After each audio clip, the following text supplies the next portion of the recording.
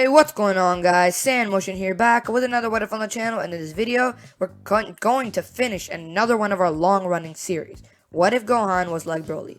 This is one of the what ifs that I debated a lot over multiple times whether to ditch or continue, but I decided to finish it, and to be honest, I'm glad it's coming to an end. But let's get into the recap. In the last part, we saw the Gohan Black arc come to an end, and we left off with the Tournament of Power starting. And let's hit 50 likes, and if we do, I'll continue with another part covering the Moro arc. Also, only 30% of you are actually subscribed, so go down there, make that red button gray, because it really helps out the channel, and it'll be highly appreciated. And with that out of the way, let's get right into it. We start off with the Zen exhibition match. Goku and Gohan are the first picks, but of course there is no Majin Buu. Therefore they need another fighter, and they end up going with Piccolo. And most of the fights go pretty similar, except Piccolo replaces Majin Buu, as he fights Bergamo, or he fights Bazo, and wins. Also, the only other difference is Gohan ends up winning against Lavender because, well, he's just way stronger. Unlike the original series here. Goku still goes last, taking on Bergamo, then Topo, and he takes them both down with no problem. But Topo still believes Jiren is much stronger, although Goku isn't probably going to face him. We'll find more about that out later. Now we move on to the tournament itself, and we have to pick a bunch of fighters. They will be the first options, of course, will be Goku, Gohan, and Piccolo. That makes 3. Krillin, Tien, and Roshi are going to be our Earthling fighters, making 6. Lastly, we have the androids, 17, 18, and 16. Remember, 16 never died since Gohan was able to intervene and defeat Semi-Perfect Cell. 16 got reprogrammed and went on with 17 to defend the animals as an MIR agent, and on the island because he loves animals. But we still need one more fighter, and yeah, for once, let's give Yamcha the last spot. Yamcha is actually much stronger, so I think somebody might bring him up, even though it's very unlikely because basically they were trying to get over every villain that they could have gotten before they got to Yamcha. So let's just give Yamcha the win this time. So the tournament starts and things go similar, except Goku takes down Universe 9 with the help of Android 16, who's actually extremely bummed out when it's erased. Android 16 agrees with Goku that if either one of them wins, they bring back the other universes. From here, nothing changes except Goku fighting Jiren. He doesn't. He realizes that even if he really wants to, he's not actually the strongest. Although, he wants to give Gohan the chance to fight him.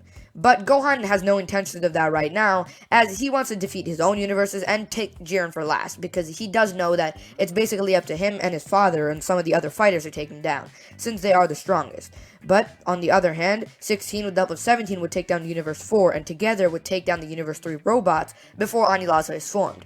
And let's say Anilaza might actually be formed, 17 and 16 should be more than enough together, because with, 16 training with him, 17 would get a bit stronger, and together, I think 16's analysis on Anilaza would be strong enough, or would be good enough for them to take him down easier. And one actual downfall of Universe 7 is that Krillin is knocked out by Frost, but 18 and with the help of Yamcha are both able to take him down, and with some extra help from Tien, all 3 of them are able to take down Universe 2. With that, Gohan decides to finally step up to the big dog, Jiren. Jiren himself sensed that Gohan was the strongest, and although not showing it, he's certainly excited for this fight. It starts out with Gohan jumping into Super Saiyan 1, and Jiren is giving a run for his money. Even though I have nerfed the hell out of Gohan, it's undeniable that Gohan is still much stronger than BROLY in Super Saiyan 1, who is theorized to be equal to Jiren. This Gohan has had training from Whis for multiple years, so Gohan might be far ahead of Jiren, although Jiren doesn't give up, needing to power up more and more. Gohan still wants to enjoy the fight, so he doesn't actually end up powering up into Super Saiyan 2 and knock out Jiren. Instead, he takes his time powering up, which might result in something bad happening, but he doesn't really care right now, because he didn't really have an incident with Cell like he did with the original series. Instead, he would end up taking time powering up, and do the same with Jiren, because he doesn't really want to go all out right now as well. He doesn't feel the need to. But Jiren does have to try a lot harder. Both eventually get to their maximum powers. With Gohan still in Super Saiyan 1, Jiren would power up more and more. As the fight progresses, he would eventually unlock his awakened form. It seems that now he might actually have an edge. With all the rage boiling up inside of him, Gohan starts to actually slip up, and Jiren starts to get the upper hand. And for the last thread, Jiren starts to, take down Gohan multiple times. Gohan seems to be losing. He doesn't give him a chance to power up, as he knows it will be the end for him if he does. Their fight rages on for some more time, up until Gohan finally creates some distance, powering up, and then finally transforming into Super Saiyan 2. Jiren would damn the world as he knows this is probably his end. But let's cut to the other fights for a quick second. At this point, most universes are basically taken care of, although Universe 6 still survives. Without Vegeta, Vegeta is never taken out. With Gohan occupied with Jiren, he never gets out Botamo. Most of Universe 6, except for maybe Frost, is still here. Since Kaba learned Super Saiyan from Goku, he would have still taught Kale and Cauliflower, who would fight Goku to get better and everything, and they would try their best, much like the original series. While that fight happens, Tien and Yamcha fight Vegeta and Botamo. Tien fights Vegeta, and he sucks at insults, so Vegeta isn't hurt at all what he says. So, he's knocked out and lost out of the ring. And Yamcha would try to use a spirit ball against Botamo, which seems to be working, but Botamo uses a mouse beam and launches himself backward, kicking Yamcha out of the ring. And that's basically the end for both of them. Vegeta and Botamo would both then be attacked by 17 and 18, who put up a good fight, and 17 would take on Vegeta, having a handful of insults that he would use. He then uses his shields to trap Vegeta and knock him out the ring. Botamo is also taken out by 18, similar to how Goku did it in the Universe 6 tournament. As Botamo doesn't have Vegeta's help, it's over for the both of them. Piccolo and 16 are fighting the Namekians, and since Piccolo is much stronger, being the main power, they're able to put up a great fight. 16 probably has gotten stronger since he's gotten multiple upgrades. As we know, he's fully robotical and all made out of mechanical parts. Therefore, he can't get stronger by training, but his upgrades are making him much stronger. With the help of 17, Bulma, and every now and then Dr. Briefs, he's able to get a lot stronger. He's probably weaker than 17, but well above 18. Probably weaker than Piccolo as well, and their fight goes well in their favor, and working together with the Hellzone Grenade and Hell's Flash, they both defeat Saunel and Piranha. Lastly, we have Kale and Cauliflower, which is actually going pretty much like the original series, except for the fact that Goku has far more stamina. We get to the point where both of them start to lose and get knocked out by Goku, except they end up powering up once more into Kefla, who is starting to destroy Goku.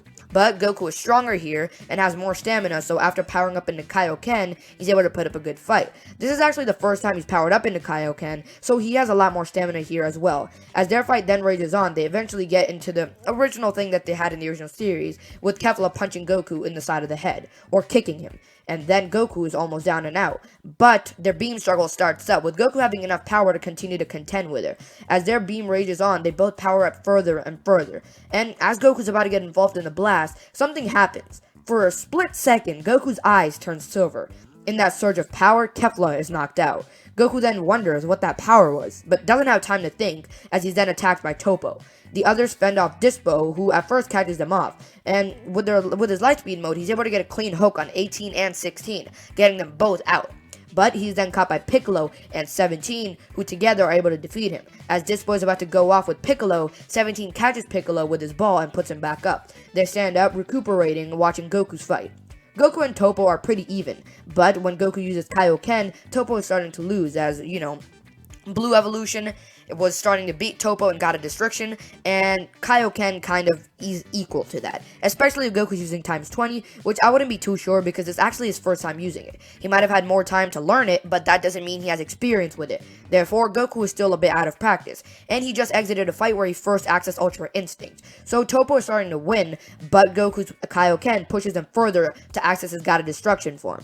After Goku does that, or after Toppo does that, Goku starts to get absolutely pummeled. As a Hakai then approaches him, Beerus tells him to move out the way, but it doesn't help as a sphere consumes him. But as Goku screams in pain, suddenly his hair changes to a black silver glow, and his eyes show a silver glow once more. With Toppo looking on, wondering what this means, Goku has now unlocked Ultra Instinct. Toppo's Hakai was strong enough to push him this far, and his barrage of attacks is similar to the original, except Toppo is knocked out, and Goku is able to eliminate him. Following this, Goku falls down to his knees, and following this, we get to the final fight between Jiren and Gohan.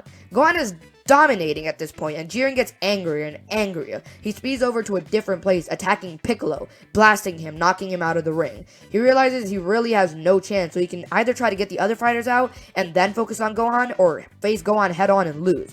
But Gohan notices this, and he runs towards 17. As Jiren then jumps in front of his way, 17 is attacked by him, but he protects himself with a barrier. But Gohan then lunges at Jiren, punching him with the strongest fist he could have possibly had, sending him flying across the arena to the other side, nearly at the edge.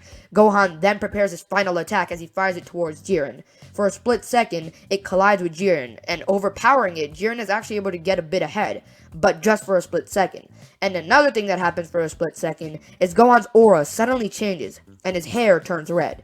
Goku notices this and realizes what Gohan's done, and that's exactly the point where Jiren is then knocked out of the ring. Gohan gets the MVP, even though there's a bit of argument since Goku did get a bunch of the other fighters out. Although Gohan gets it, bringing back every universe from that has been erased in this. Following this, the BROLY arc is pretty weird, since it never happens. Frieza was never revived since they didn't need him for 24 hours, so he never ends up getting revived, and that's where we end things. Remember, I hope you guys did enjoy this video, and if you did, make sure to leave a like and subscribe. Also, if we hit 50 likes, we'll be continuing with another part talking about the Moro arc. Hit the bell to be part of the Super Saiyan 4s, and thank you so much for watching. I'll see you in the next one.